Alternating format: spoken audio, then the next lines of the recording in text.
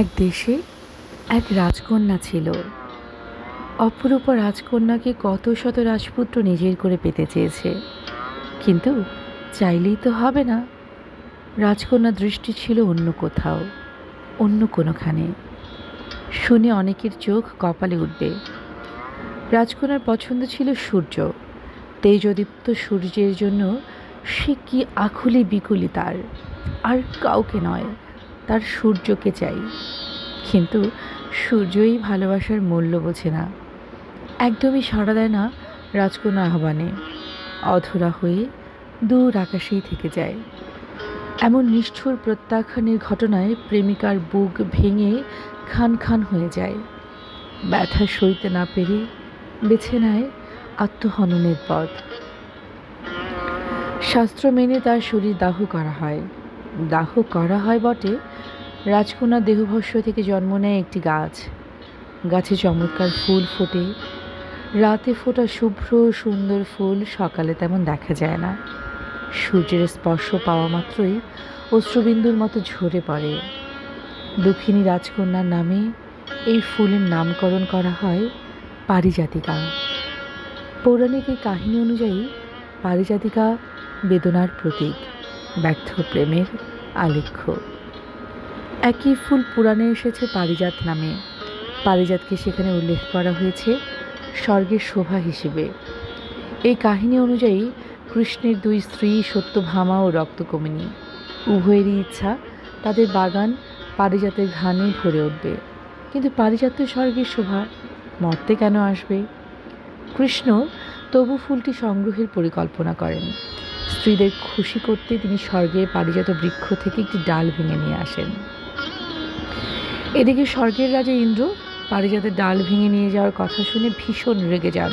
কৃষ্ণকে শাপ দেন, বলেন কৃষ্ণের বাগানে পারিজাত বৃক্ষ ফুল দেবে ঠিকই, কোনোদিন ফল ধরবে না, তার বীজে কখনো নতুন প্রাণীর সঞ্চার হবে না। ঘটনা তাই ঘটেছিল কিনা সেটি অন্য আলোচনা। তবে পারিজাতের মতো সুগন্ধি একটি ফুল ঠিকই পাওয়া হয়েছিল পৃথিবীর। কবিগুরু লিখেছিলেন, পারিজাতের মধুর গন্ধ পাও কি, হায় বুঝি তার নাগাল মেলে না। আপনিও কি নাগাল পাচ্ছেন না পারিজাতের? তাহলে বলি, পারিজাত বা পারিজাতিকার আরেক নাম শিউলি। এবার নিশ্চয়ই চেনা হলো, নাগালে পাওয়া হলো প্রিয় ফুল। হ্যাঁ, এখন এই শরতের কালে প্রচুর শিউলি ফুটেছে। অবশ্য দিনে নয়, এ ফুল রাতে ফোটে। তখন গাছের দিকে তাকালে মনে হয় ঘন সবুজ পাতার মাঝে টুকরো টুকরো আলো ছড়িয়ে আছে। ফুলের মিষ্টি ঘ্রাণ গাছের নিচ থেকে এক চুল সরতে দেয় না। রাতে গাছে দেখা ফুল ভোর হতে না হতেই মাটিতে ঝরে পড়ে। একসঙ্গে এত ফুল মাটিতে পড়ে থাকে যে দেখে মনে হয় শিউলি বিছানো পথ। নজরুল তাই লিখেছিলেন, এসো শারদ প্রাতের পথিক, এসো শিউলি বিছানো পথে। ঝরে পড়া ফুল গাছে থাকা ফুলের মতোই তরতাজা ঘ্রাণটাও নতুন। নাকে এসে লাগতে দারুণ স্নিগ্ধ একটা অনুভূতি হয়। সবুজ ঘাসের উপর সারা রাত ধরে জমা শিউলি ফুল ভোরে সযত্নে কুড়িয়ে নেয় ফুলপ্রেমীরা।